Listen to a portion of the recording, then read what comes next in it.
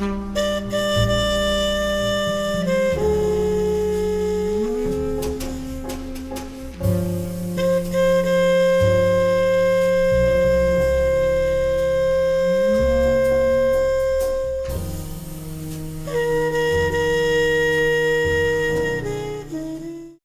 right. Well, welcome everybody. On behalf of Boston College and the Carroll School of Management, welcome to our series, Conversations with CEOs. I'm especially pleased today to welcome Niraj Shah, co-founder, co-chair, and CEO of Wayfair. Niraj, thanks for joining us today. We're really happy to have you. Thanks, Warren. Happy to be here. Great. I also would like to mention that we should have several members of our Board of Governors here. So I'd like to thank them personally. Carol Meyerowitz, Linda Henry, Bob Reynolds, John Fish, Bob Reynolds. We're happy to have you guys joining us and supporting the program. But we're happy to have so many of our members here today to continue these conversations, to have a chance to engage, to learn, and maintain some semblance of learning and maintaining our community. So with that, I'll just get started with Niraj. I'll start off with just sort of a big picture general question. Wayfair, one of the world's largest online destinations for the home. How has this current crisis affected your company? Well, I think probably similar to most companies. There's a set of things that's kind of caused us to do that are quite different than what we would normally do. In our case, we've always had an office environment where we sort of prized everyone being there for collaboration purposes. So working from home was not something that we had a lot of experience with. So for our core corporate teams, 7,000 folks, they moved to working from home, and that's been that we've learned a lot about how that works. And frankly, I think there's things there that will carry into the future, even when the new normal's there. But then we have 3,000 people in customer service. We're able to get them working from home, and then we have over 5,000 people in our logistics operations. And there it was more a matter of how do we keep those running and how do we do that in a safe way. So there's a lot of different things we sort of had to scramble around and do. What was interesting for our business is that demand significantly rose, because as you can imagine, people are kind of turned to e-commerce significantly based on the crisis and the situation. And then in particular, they're quarantined in their homes, so discretionary spending we saw really move away from discretionary services to goods, and in particular home goods. So for us, it's actually been a challenge of how do we support the customers and take care of the demand. And how do you do that remotely? I know that when I've been fortunate to visit you in your offices downtown, you've got sort of this open environment and people are moving around a little bit. How are you able to do that sort of remotely from wherever you are stationed for the most part? I'd say one of the things that helped us a couple of years ago, we moved to using Google Suite and using Google Meet for video conferences. And we started, I wouldn't say we got good at it, but we started to really learn how to do that, partially because we have over 1,000 people in Berlin, Germany. We have 100 people in London. So the Boston-based teams, there's a bunch of folks they're collaborating with that did require them to kind of learn up a little bit on remote technologies. I wouldn't say we were great at it, but so what happened is we leaned into the technology tools everyone was familiar with, and everyone sort of, I think, did more or less a great job figuring it out. And then what we were able to do is then innovate on some things that we've done in very different ways before. And for example, we generally meet with our suppliers regularly at trade shows, and then the teams would in between talk to them on the phone. There they created virtual trade shows, and so they blocked off days and just did it with video conferences. And so there are just different methods that have ended up proving to be quite productive. And have you found any unique challenges to sort of running the company as a leader? I know that your style, at least from what you've shared with me in the past, has been, you're very collaborative. You're in the office. You're moving where your station is so that other people are seeing you. You're a leader in terms of walking around the building as opposed to secluding yourself somewhere. Has that been a challenge for you personally as you manage this huge and growing workforce? I think the thing that's important to just remember is it's only been 10 weeks. So I think we've had the benefit of everyone already knew each other quite well. So while we're working remotely, there's existing relationships, existing sort of methods of operating that we've sort of been relying on. My view is that if you keep this type of environment solely far into the future, I think there are certain types of creative brainstorming, or when you onboard new team members and how do they get to really know folks, that I think would prove to be quite challenging. But right now, I'd say we're riding off the fact that most teams there are things they were working on, and there's team members who knew each other, and we're sort of kind of leaning on that, if you will, and that's worked quite well. And how are you guys approaching you and your team about sort of this slow migration back to, I don't even want to say normal, but back to the office, back to reality, the way things were pre-COVID, whether that's March, April, whatever date you want to choose. So what we did is we decided for all our corporate staff and customer service folks, we decided that we were not going to require anyone to work out of the office until at least after Labor Day. So for folks who had, they have young children at home, what have you, they weren't trying to figure out, well, I might need to go back. When do I need to go back? What am I going to do? And so we said, while we're going to not require anyone to go back, we are also, when the time's right, going to figure out how to open up the offices so that folks who do want to go back, want to work out of that environment, can. So we're going to sort of, there's a kind of a near-term interim state that we're trying to figure out both sides of.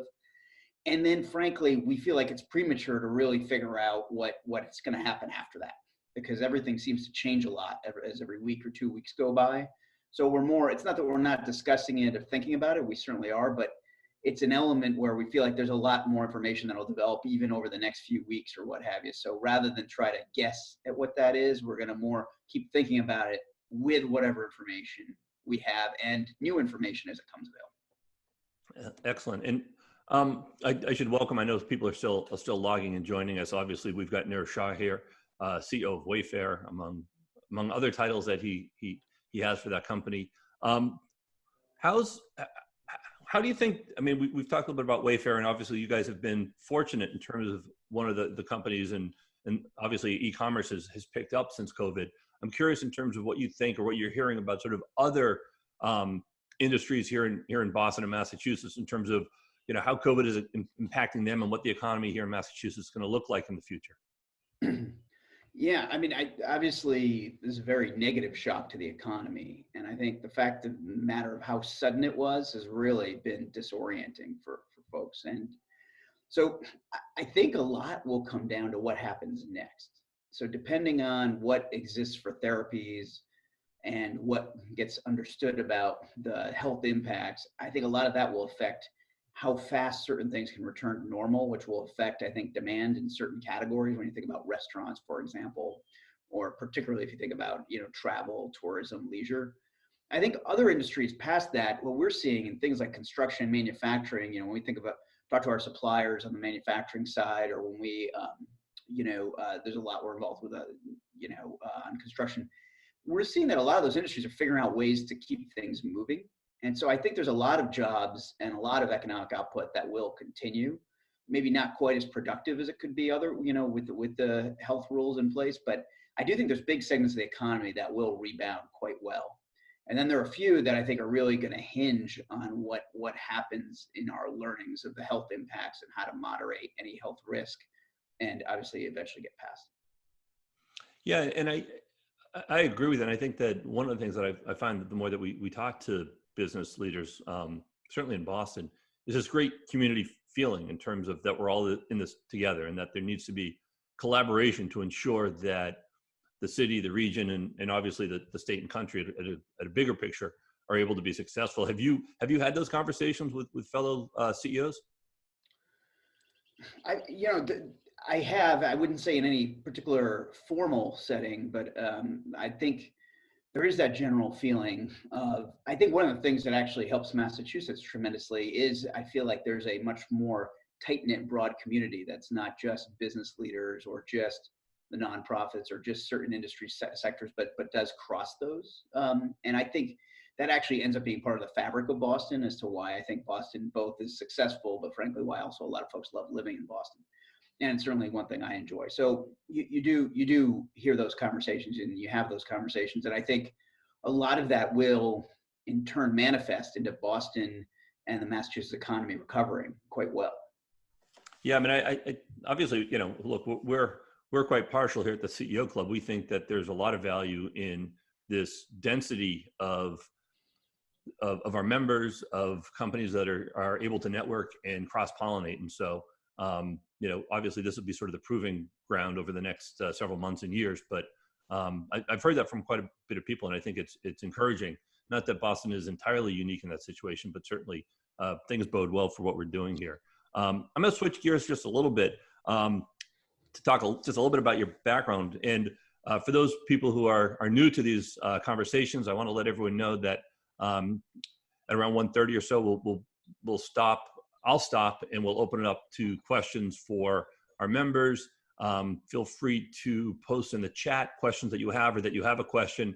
And then my colleagues, Lauren and Gail, will keep an eye on that and make sure that we've got some questions lined up from NERJ, and you don't have to keep hearing from me, which I know you will all be happy about. But some of the questions I want to get to are a little bit more personal. It's been reported that your grandfather was an entrepreneur. Can you tell us what sort of influence he's had on your journey as someone that started this fantastic company? Yeah, I would say, while my grandfather was an entrepreneur, I'd say that my family in general, I think, was quite entrepreneurial in many different ways. My parents were first-generation immigrants to the United States, and I tend to think of kind of picking up and leaving the world, and moving halfway around the world is quite an entrepreneurial effort. More entrepreneurial, frankly, than what I would think I've done. Which is, well, we've started a company that we did it in a place we knew, with people we knew, with sort of family around, what have you. And so, growing up, my parents and my grandparents, everyone really sort of, there's a general view that education was super important, but ultimately it was a foundation for you to then pursue things you were interested in. And the idea of, worrying that something wouldn't work was not a productive way to approach the world. You got to approach it, you got to pursue things that you're passionate about, and then really give it your best. And I think you certainly still be pragmatic while doing that, but you shouldn't not do something that you're interested in, that you think you can be successful at, just because it might not work out, because that's going to always be there. And so that encouragement, I think, has certainly been the kind of a key thing that I had when I was young, that I think has helped me sort of as I've made decisions in my life.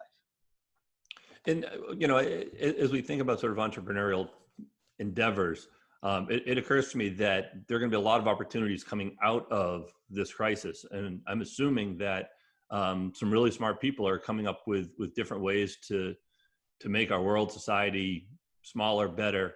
And we're going to need people who think like that at a greater percentage than we've had before. I mean, I certainly hope so. And, the other thing I hope is you're seeing a set of things happen during the crisis. I'd say some positive, some negative, but you're seeing a lot of collaboration in behaviors. Now, not everywhere, but what I would hope is, it feels like when I look back on the last period of time, it feels like the world had become more divisive. I would hope that we could find a way to be more collaborative going forward. And, what I see certain elements kind of still being very divisive, I'm hoping those get minimized relative to the collaborative forces, because I just feel like out of the collaborative efforts, that's how you get a lot of big things done. And then, to your point of innovation and ingenuity and creativity, I think there's always opportunity for that. And, out of times of crisis can sometimes be the biggest opportunities, where people can really focus on things that are big problems and look farther out into the future and really go after those things. And I think perhaps a lot of amazing companies were born in terrible economies. And so I think that, there's a great opportunity. And I think that's part of what actually helps the US be so successful, frankly, is that it's one of the strongest countries in the world for fostering entrepreneurialism. Yeah, and I certainly don't want to turn this into a political discussion, but I do think that the collaboration is something that we need to rely more upon moving forward in a variety of ways, obviously. And I think it will be fascinating in 5, 10, 20 years to look back at what grew out of the ruins or the crisis that faces us in 2020. And I suspect that there will be some wonderful stories that we'll be able to point to and say, these were born out of challenges that we all faced back then. You personally, your family, and Wayfair have shown an incredible commitment to our community by marshaling resources to benefit the city and our region. Would you tell me a little bit about we'll start with what Wayfair has been doing sort of in that regard? Sure. So from pretty early on, we tried to figure out ways that Wayfair could help. And so some of those things had to do with, for example, we helped set up some of the field hospitals and some of the quarantine sites and some other, accommodations for first responders. In Boston, we helped with the Newton Pavilion. We helped with Boston Hope. And but we did that not just in Massachusetts. We did that in New Orleans. We did that. We had help in New York and the United Kingdom.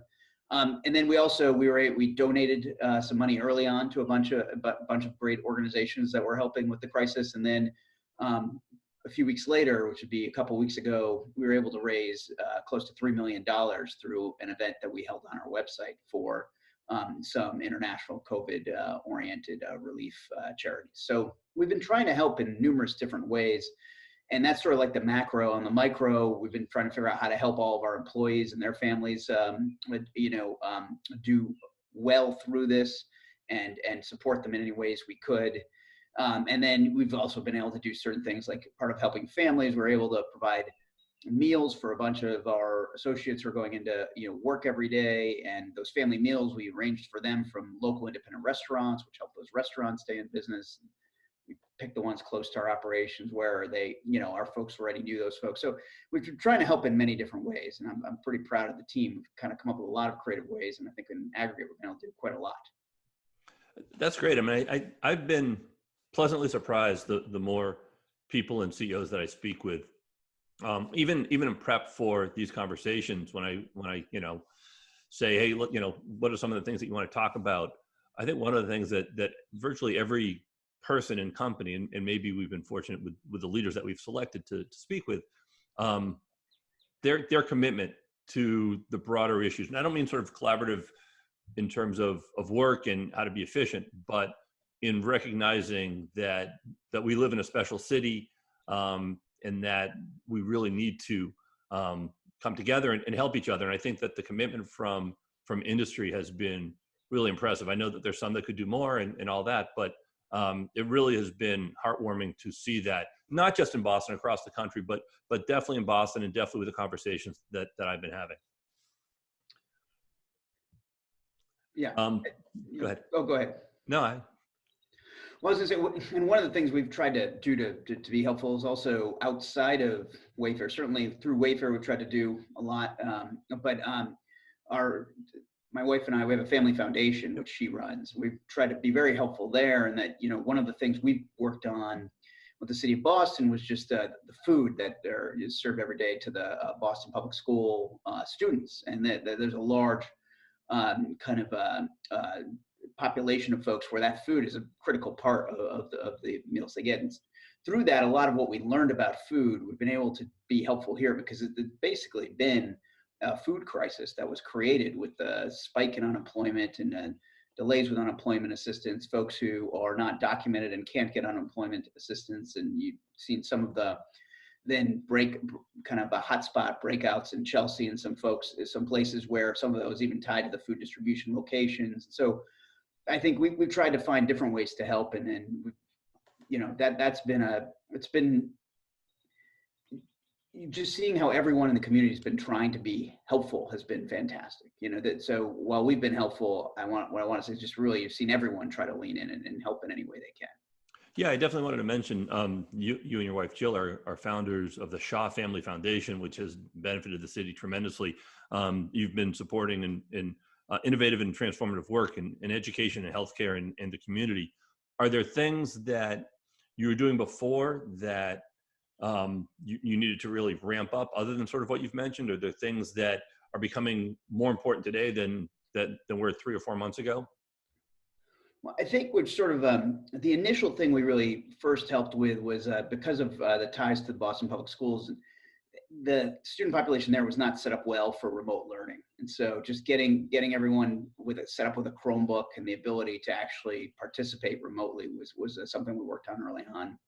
But then fairly quickly, the need moved to the food area, and the unemployment ranks shot up very, very quickly. And I think that was kind of outpaced what the food banks and the existing infrastructure was able to handle, just obviously an unforeseen event of a very large magnitude. And so that's been a big area of focus. And now I think we've broadened the focus areas out to some other areas, and really less about us picking them and more about trying to identify areas of need where we think we can be helpful. That's been the primary axis. And then, of course, supporting mayor and the governor and others who've asked for help in certain areas.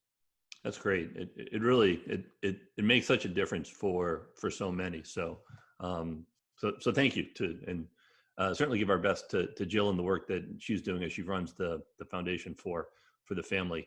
We're starting to get a bunch of questions now through the chat. So I'm actually going to turn it over a little bit early to go. I think we've got 2 Larrys and then a Kevin. So Larry Lafreniere, you're up first. Please unmute yourself and tell us where you're from, and the floor is yours. Hey, Warren, thank you. Nash, thank you for spending the time today.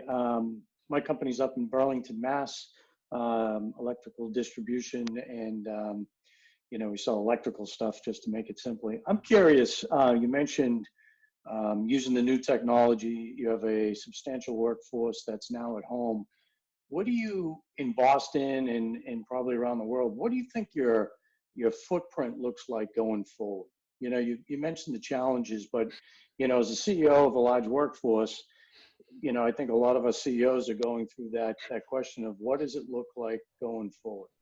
Yeah, what's interesting there, before this all happened, we were not super supportive of the idea of working from home. We really felt like to drive productivity, you needed to be in the office. And so we really viewed working from home as sort of an edge case thing and really not something that I would say we were very keen on, to be honest. What this obviously forced us to do was to operate that way. And what we've sort of learned, I think, is that you can be quite productive. It requires you to be quite structured in how you do things. And then adopting some of these tools like video conferencing and making sure you do that in a way that's really productive is a key part of it.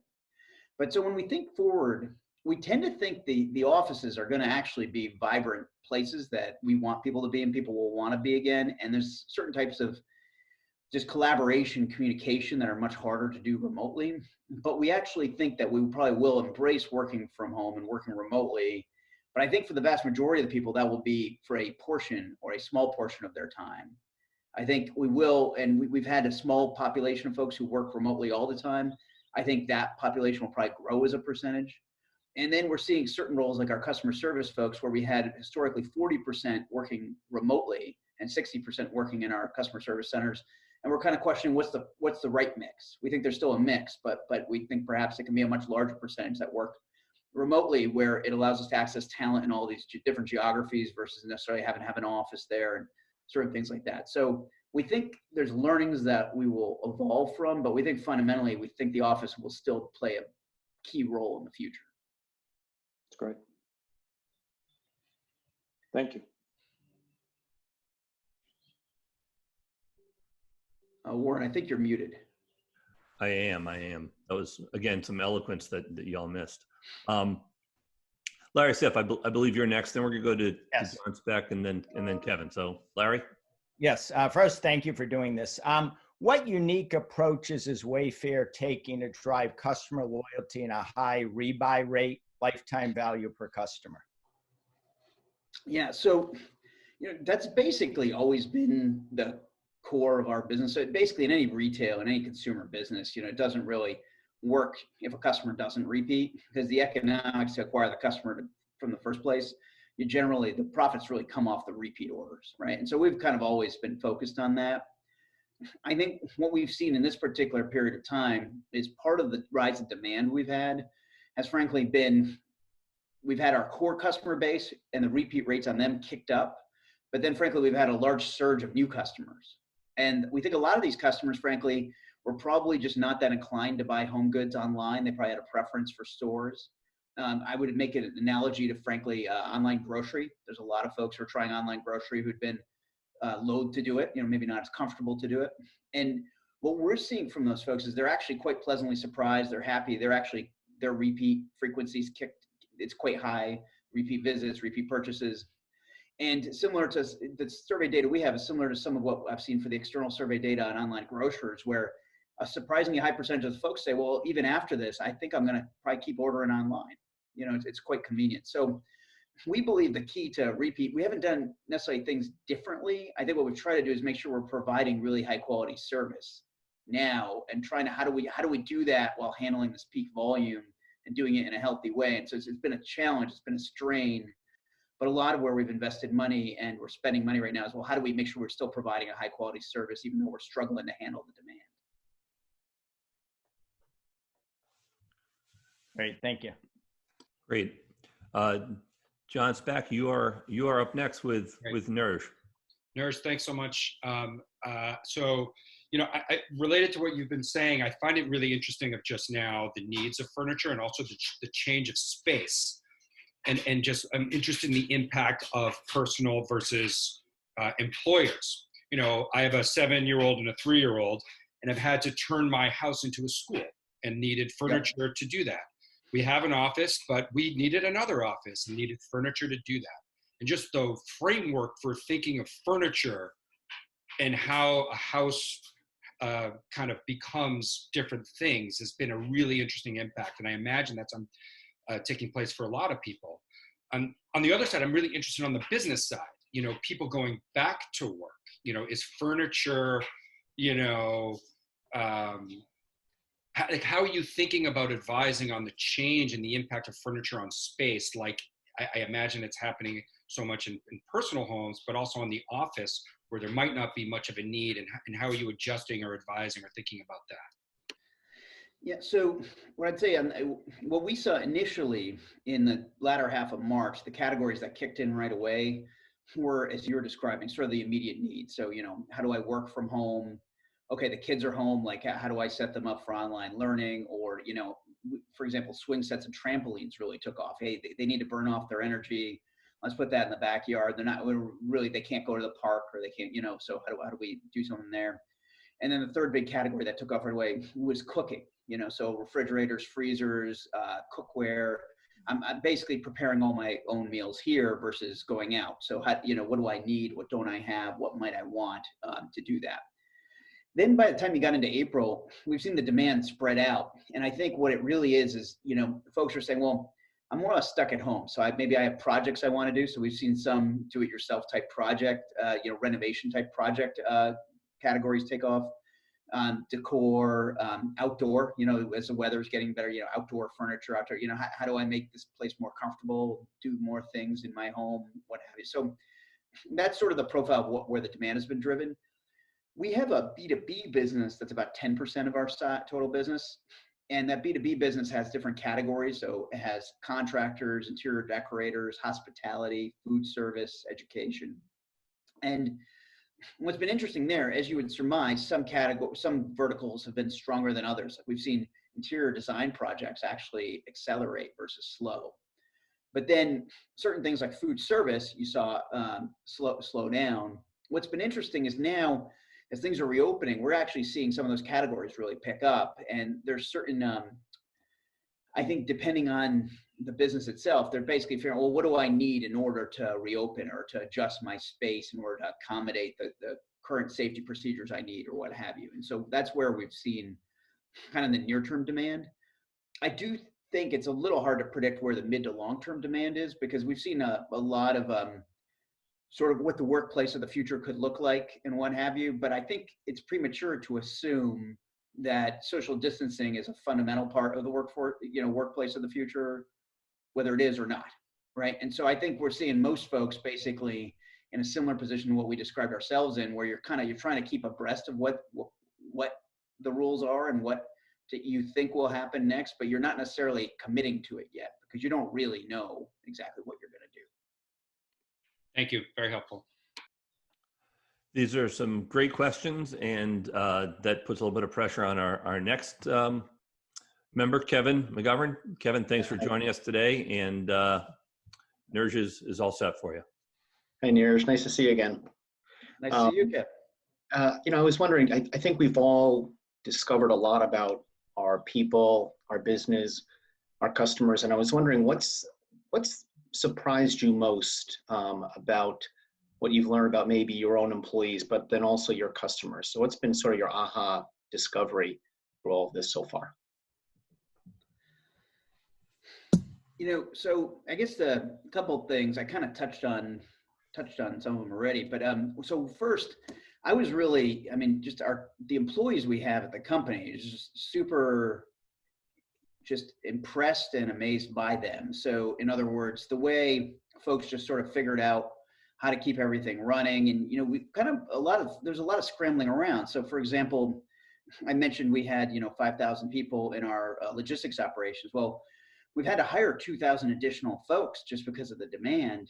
And so our recruiting organization and really the whole talent organization sort of pivoted out of their normal roles and really all focused on being field recruiters, for example. And there was a lot of different roles like that switched around fairly abruptly, and teams just did a great job of pivoting very quickly and figuring things out, not necessarily not necessarily all being organized by one person per se, but kind of like really broadly. And so really makes you feel really good about the team that you put together, because it's really a test of that, how strong that team is. And when you see them really come together like that, you feel really, really happy to be part of that team. So I think that was a really positive thing.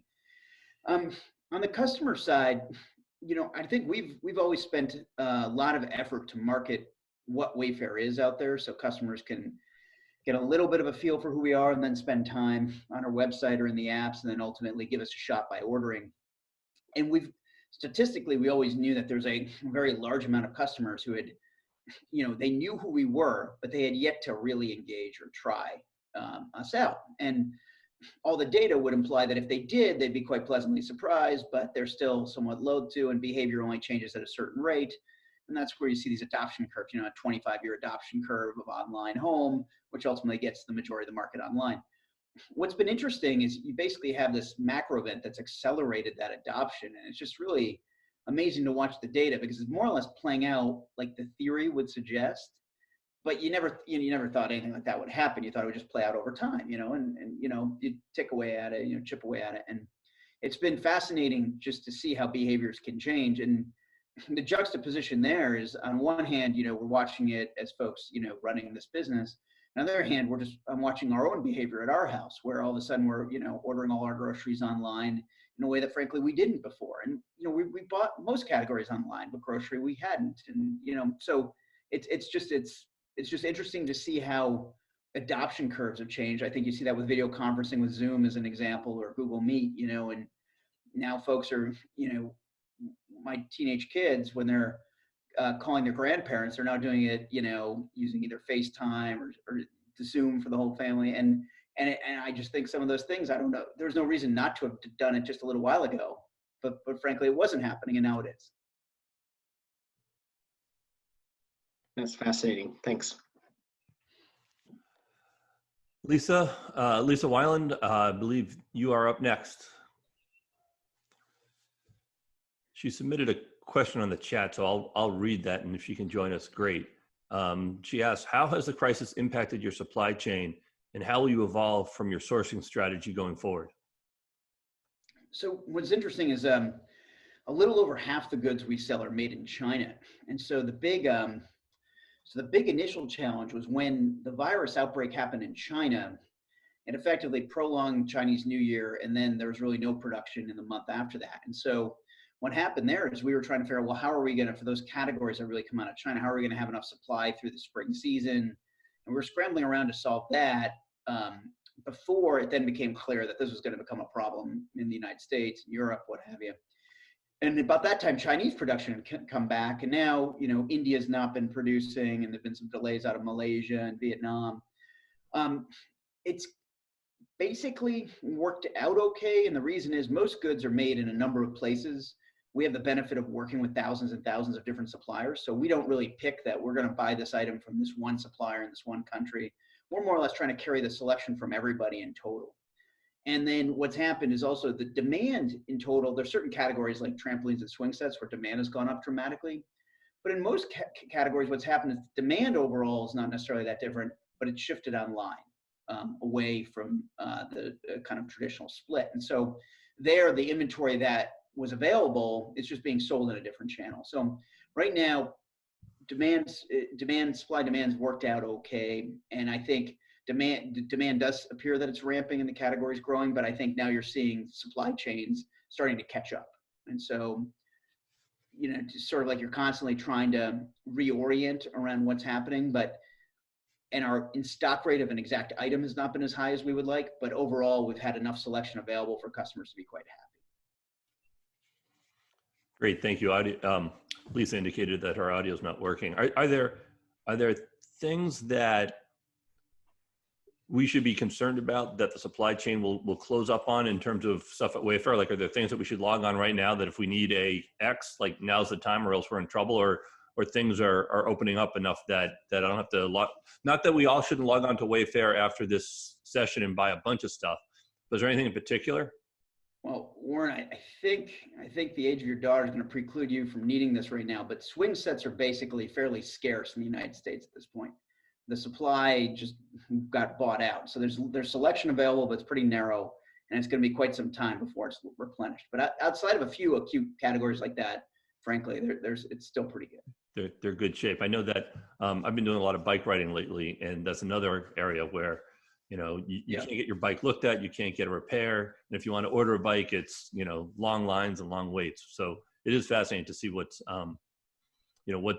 sort of which areas are being impacted differently. Ed Sevilla, we have a question from you, so I will turn it over to you. Terrific. Thanks, Warren. Thanks, Raj. So arts and cultural institutions help make Boston such a great place. And our business models are all disrupted, of course, with no visitation and in-person events. Wayfair has been so entrepreneurial and innovative.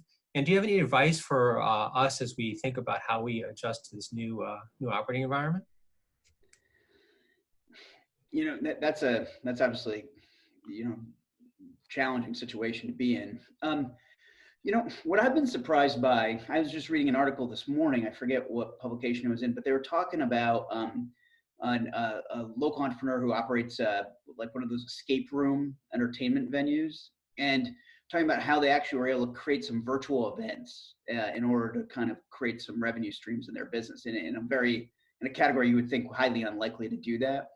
And so one of the things I would say is, like, I do think people, even though they're at home and, they have a Netflix account or what have you, I think they're still yearning to participate in events and do different things. And I think you can only really, I think folks do want some social interaction, and I do think they do want variety.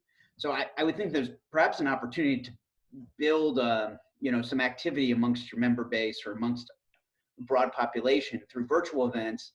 And then that might even carry over into more in-person engagement in the future. And so I think there's kind of an opportunity to try new things right now. We're doing that inside our business, trying a bunch of new things. I mentioned, for example, trade shows with suppliers. We created virtual trade shows, or we've done a variety of things on the customer side, on the supplier side.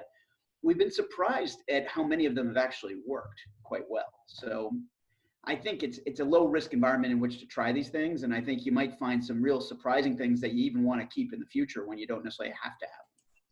Terrific. Thank you. Necessity is the mother invention. Diane Durkin, you are up next with Nourish. Oh, okay. Yeah, looks like someone. Right, so I have a business where we import a lot of stuff from China as well. And we have seen a huge increase in shipping costs and major challenges in trying to get stuff through customs. Are you seeing the same thing? And how is that going to impact your pricing of stuff coming from China particularly? Yeah, so I'd say what we've seen, some of it's specific to our business, but basically a few years ago, we set up our own freight forwarder. So we have our own NVOCC license, maritime license, US and China. And so we buy ocean freight in the upfront market.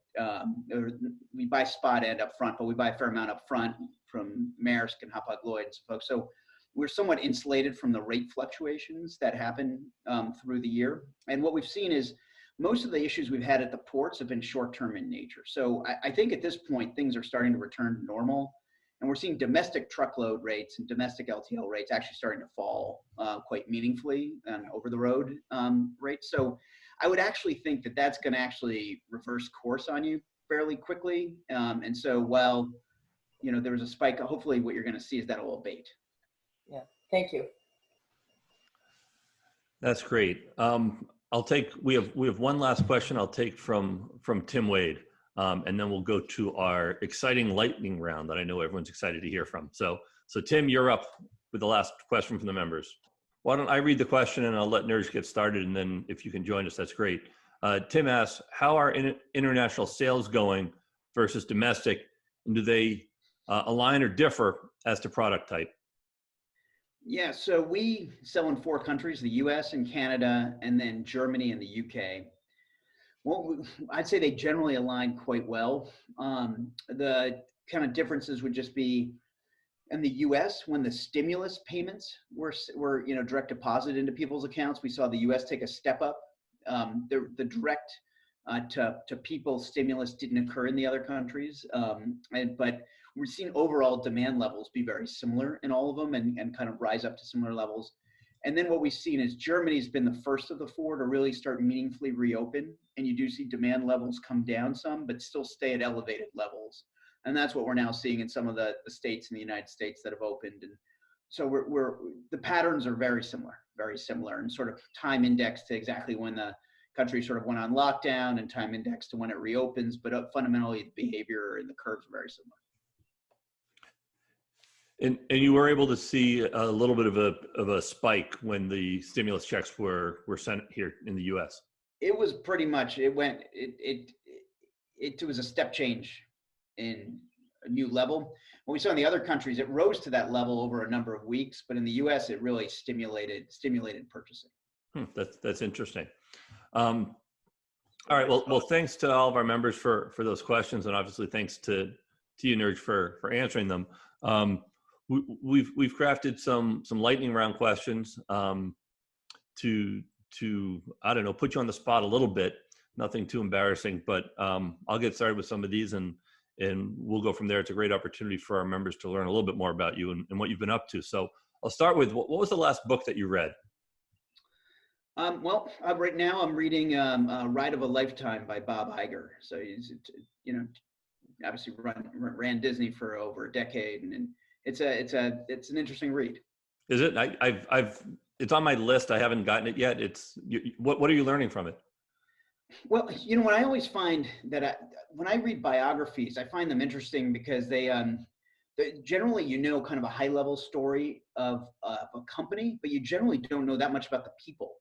And so generally is a very different view about this journey of a company and how an individual thinks about sort of how they make decisions and what have you. So I've always found biographies I find them quite interesting to read for that purpose. And then, another one I read not too long ago was Shoe Dog, which was interesting. There is, it talks about the early years of Nike. It ends when Nike goes public, which is over 20 years ago.